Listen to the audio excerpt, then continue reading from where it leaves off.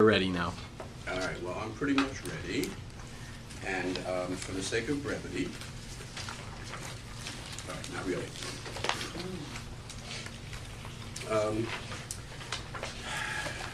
What you have now is this little packet that, for the sake of brevity, I'm going to try and stick to and give you guys some information which you may or may not welcome. And with that in mind, turn to the third page. So keep going. Turn to the fourth page. Okay, this is my rendition, best I can, of a cartoon that I absolutely love. It's from a cartoon series called Overboard, and it shows this guy sitting there listening to somebody yakking and drilling away, and he's thinking about, sharks, orcas, stingrays, octopi, jellyfish. Next page, we discover that the guy yakking away is actually an insurance broker. So now that I've explained term versus perm, we'll move on to dividends and cash values. And then you go to the third page where you see the response. Okay, he chose the sharks over the orcas and octopi. All right, so. Was this you last night? I wish I could say it was my grandchild, but unfortunately. Quite an artist, David. I couldn't find, I need a graphic artist. I couldn't find, I couldn't find the actual, I have a book of his, and I used to carry that cartoon around in my briefcase, and I lost it, and I wasn't able to find it, so I had to redo it for the purpose of this.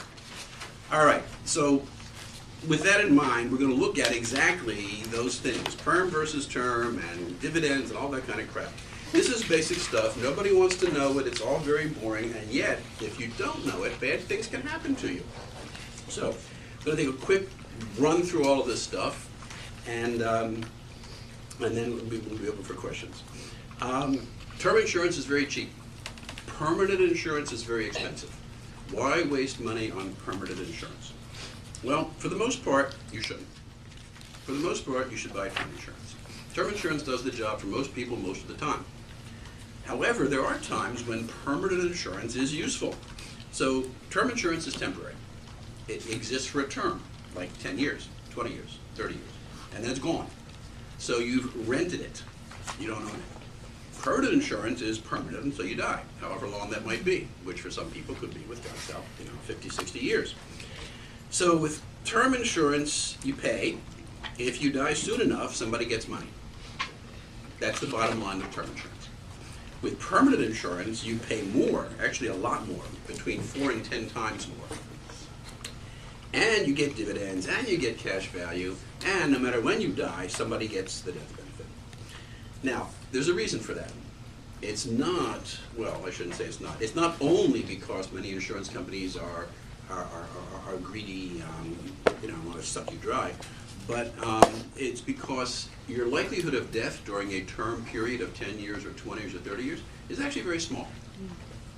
The average over the last 100 years nationwide of people who have died in possession of term insurances is less than 1%. Okay. Now what this means is that term insurance is a huge money maker for insurance companies because they almost never pay the death benefit. However, with permanent insurance, they know that no matter what, they're going to pay that death benefit because eventually we're all going to die. We just don't know when, or where, or how. So that's why permanent insurance is more expensive. They have to collect more money up front to have money at the back end, which hopefully is many years from now. Now, dividends are a big deal. You all know what dividends are in stock, right? Mm-hmm. Okay. With certain types of insurance companies, you get dividends on your policy. It's like owning stock in the company. Except the company does not issue stock. There's two kinds of insurance companies: stock companies and mutual companies. Stock companies issue stock. The dividend goes to the stockholders, whoever they may be. Mutual companies issue their stock to their policyholders in the form of increased policy value or cash in your pocket. Now, that only works for permanent insurance. Term insurance does not do that. Well, actually, there's one company that does it a little bit, but that's brand new and they're testing it out. Anyway, the main thing is that if you do own a permanent policy with a mutual company, you do have a distinct possibility, which historically has worked out very well with some companies, to actually make more money off of that policy while you live than you put into it in premiums. In other words, it becomes a positive investment with a positive return. Now, that doesn't happen with all companies, and I'll get to that in a couple of minutes. But the main thing is that mutual companies redirect their profits to the policyholder. They pay their bills, obviously, they have to make a profit on top of that, but beyond that, they give the money back, which is a really good thing for most people. They give it back in several ways. Number one, they increase death benefits. Permanent policies with mutual companies, the death benefit increases over time. No guarantees that it will. Historically, it has. No guarantees how much it will increase. That depends on the company, the policy, your age, your health, and so forth. What they can also do with the dividends is reduce the premiums. And you can tell them that, gee, if I'm getting a dividend, I'll pay less money. So your premiums reduce, and in some cases, with some companies, they actually disappear. Now, you're still paying a premium. You're just not paying out of pocket. You're paying with your dividends. Dividends that otherwise would come to you in a different form. They can also pay you cash. They'll send the dividend to you as a check. One of the nice things about dividend checks is that in the context of life insurance policies with mutual companies, the dividends are considered by the IRS to be a return of excess premium. You paid too much, you get some back. Since you pay your premium with after-tax dollars, there's no tax on that dividend. If they taxed it, it would be double tax, so they don't do that. So therefore, the check you get from the insurance company, which reflects your dividend for that year, does not generate a taxable event for you. So these are all very positive things. They can also increase cash value. Cash value is a real problem. So we'll look at that in a few minutes in more detail. But the last thing to recall about dividends is that no matter how good the company is, how big, how great, how rich, whatever, dividends are never guaranteed. You don't know if you will get one, nor do you know how much it'll be until it is decided upon by the board of directors of the company. The same as if you own stock in a company. Okay? All right. Now, cash value. That's the thing that many people tout about whole life policies. Ooh, it's got a cash value. Ooh, it's like a retirement plan inside of the insurance company. Ooh, it's an investment for you. Yada yada yada. Well, that's true for some companies. It's not true for others. And the difference is as follows.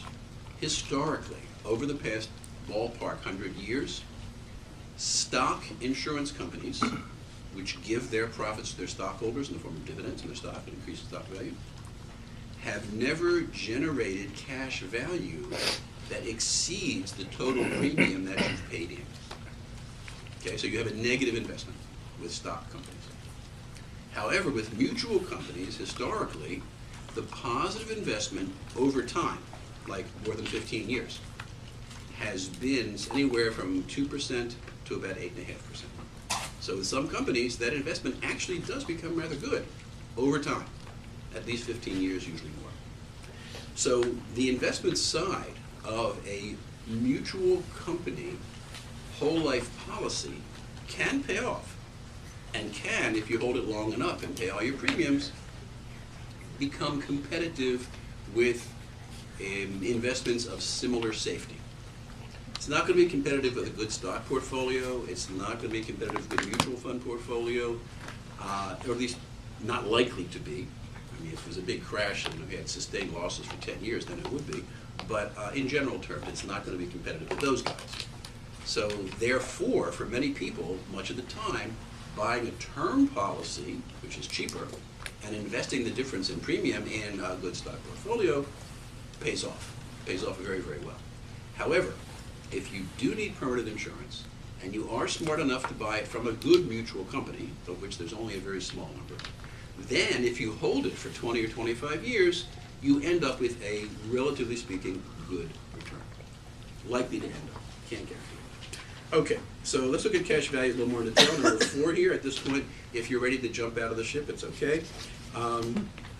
So you have to hold it for a long time, at least 15 years. It just takes a while for the insurance company to recoup the cost of setting up the policy, to create the fund that will pay the death benefit if you die early, and to pay their own bills.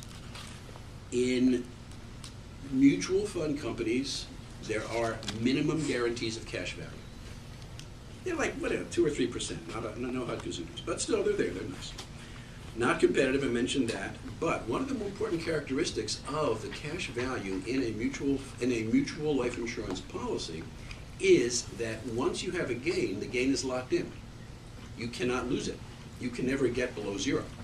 You can get zero if they don't issue a dividend or if they have a bad year and they can't give you any increase in your cash value, but you can never get below zero.